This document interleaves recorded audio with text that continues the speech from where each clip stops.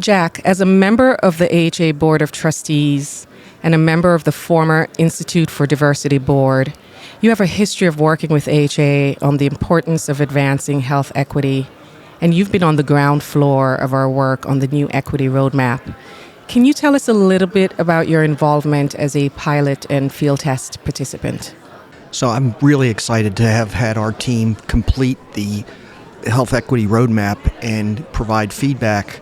We've seen the revised version and we're really excited about that. And I think the most important part about that is that it gives all of the field a tool to assess where they are in this journey. And I'm absolutely convinced that most healthcare leaders are committed to eliminating disparities of care, but so many of us don't know how to do it. And so this roadmap will help institutions identify where they may be doing really well and where they may need to put some more effort in it. Awesome. Thanks for that. So, Jack, you're a hospital leader. How do you champion and sustain efforts to advance equity? You know, the first step you need to take when you're committed to eliminating disparities and advancing equity is to have the conversation. And as a white male, it's a difficult conversation.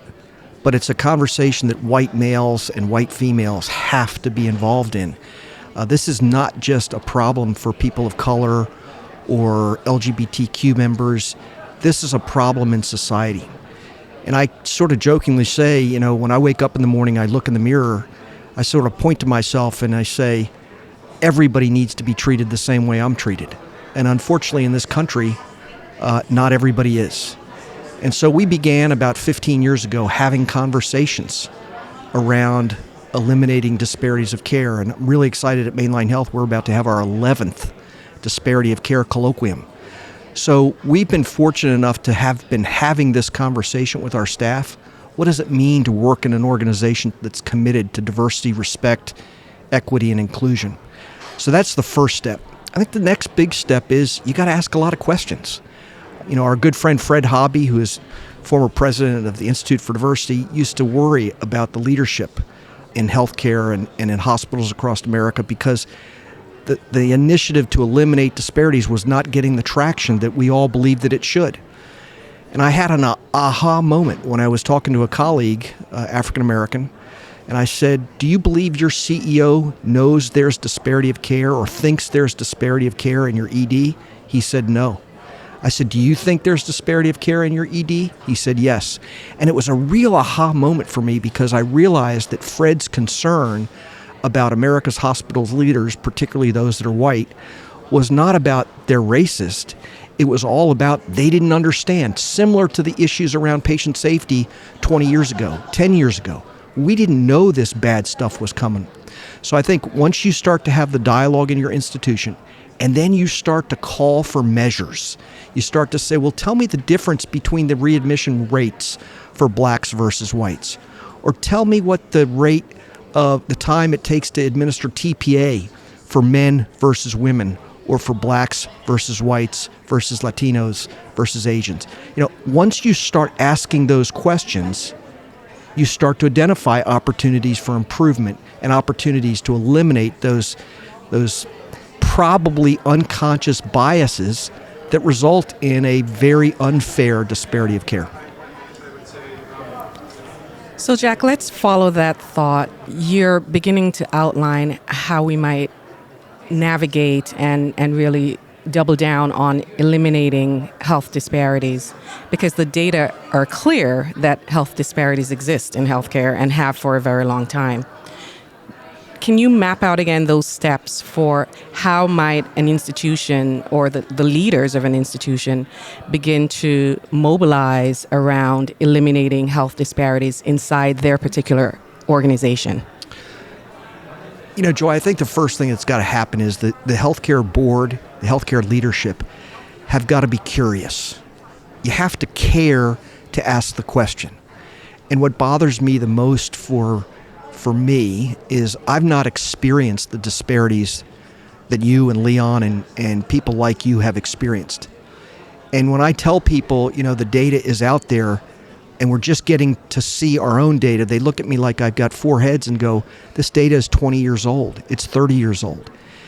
And for whatever reason, we haven't been paying attention to the data. My first exposure to the data was an article that I believe was in the New England Journal in the 90s about a study that was done at Georgetown looking at care for cardiac patients, men and women in different race and ethnicities. And it demonstrated back in the 90s that there was a disparity of care. I think a lot of us got into a mode of, well, it may be going on over there, but it's not going on under my roof. And I think, again, it relates a lot to the safety issues. Oh, maybe there are bad things happening in that hospital, but it doesn't happen in my hospital. And all healthcare leaders got on a mission to eliminate harm because they realized it was going on. And I've concluded you can't be committed to patient safety if you're not committed to equity. And once you say I'm committed to equity, the only way you can ensure that you don't have disparities of care in your organization is start to measure the difference. The big problem, though, is if you don't have good data, whether it's real race, ethnicity, and language data, or SOGI, sexual orientation and gender identity data of your patients that are coming in, it's very difficult to then go back retrospectively and try and determine, are you treating those different groups of people differently? And AHA put out a number of years ago a tool that was called Why We Ask. And it was scripting for registrars to help them understand how to explain to somebody why I'm asking you for your race or your ethnicity. I'll tell a quick story. I made a big mistake one day when I was interviewing at the end of the summer 4 or 5 summer interns that were with us, all female, from the Institute for Diversity. And I said, so what was it like to be an African-American female at Mainline Health this summer? And they all kind of looked at me in a little bit of shock that I asked the question, but 2 of them said I'm not African-American. And I should have realized one wasn't by her last name, but that doesn't even give you the answer. And I looked at the other one and she said I'm biracial. And I immediately put myself in the situation of a patient registrar. I got 2 out of 5 wrong. So one of the steps in understanding what the patient population looks like in your organization, you can't rely on the people registering them. You've got to ask the question, or you've got to get the patients to fill it out when they do their self-registration. Awesome. 2 compelling things you said. There's no patient safety agenda without equity being embedded in it, and observed data is pretty much useless. Yep. We need to ask the question. But if you don't have the data, you got to still start looking. Right. Because you can't use an excuse that, well, we don't have the data, so we're not going to look. And when you start looking and you realize the data is not as clean as you would hope that it would be, or it's not making sense because you know your patient population is different than what the data is suggesting, that will implore you, that will compel you to really do a good job at identifying the backgrounds of your patients. And you have to sometimes explain to the patients why you're asking them for that information. Absolutely. I'm going to pitch it to Leon. Yeah, you know, Jack, you said a couple really key terms, and you know, you answered one of our questions, so I'm going to actually skip over to and freelance a little bit. So, from a leadership perspective in a hospital, what are you curious about? Like, what is your curiosity going to solve?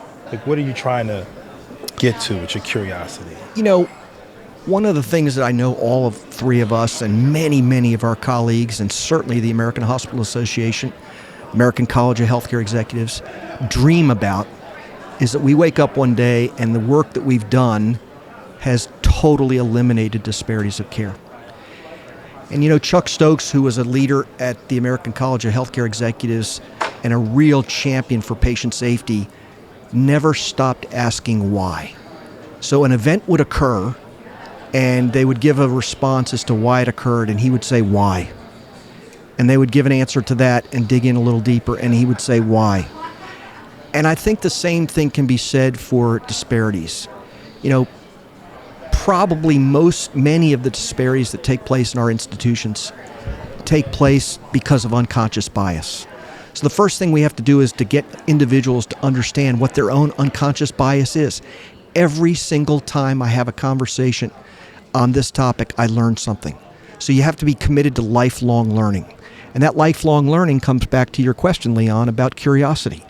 And there's nothing that's more painful in our organizations when you find out that someone didn't receive the care that they deserve and the care that they needed to get to make them better. And you have to understand that not everybody presents to you at the same point. And so having people in your organization that understand how those patients might be presenting to you, and I'll use LGBTQ, understanding the fear that those patients have, understanding how you can reduce that fear, understanding some of the health challenges that they come to you with, meeting patients where they are. That's what the curiosity is all about. And I think if we're curious and we're committed to improving and eliminating disparities of care, improving care and eliminating disparities of care, that curiosity will help us get there. Yeah, it's pretty, it's compelling because we know the field has had solutions for patient safety and quality improvement.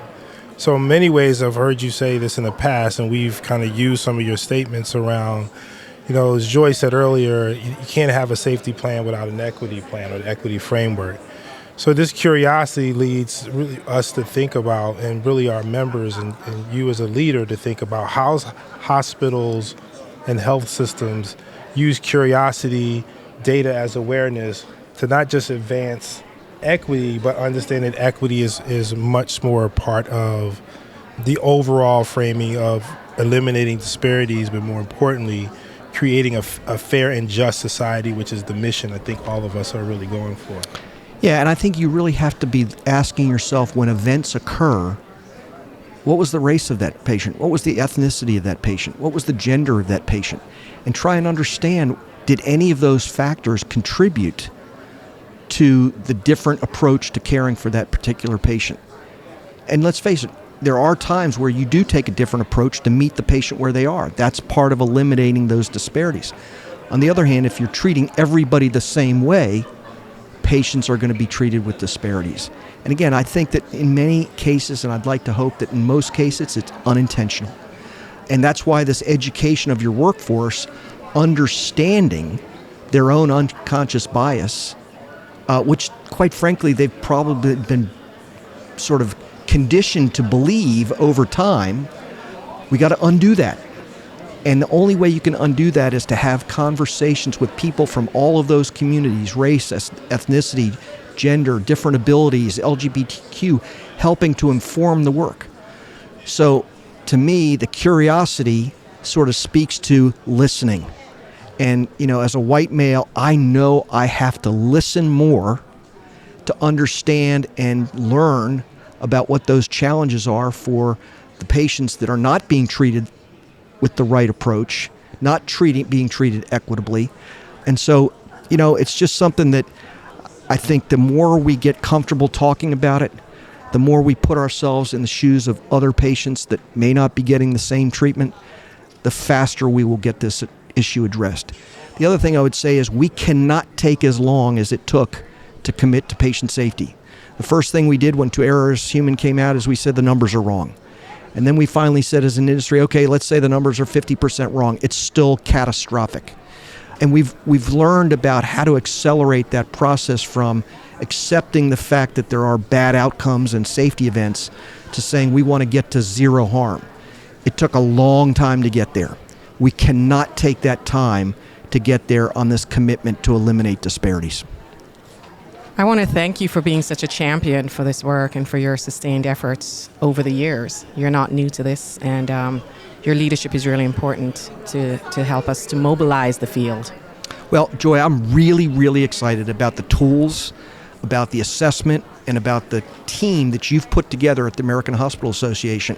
You know, there was a day where, if you remember the American Hospital Association, that didn't give you access to the Institute for Diversity's resources. Today, as a member of the American Hospital Association, you get access to the most senior leadership at AHA, including those that are committed and working only on this commitment to accelerating health equity. Thank you. Thanks, Jack.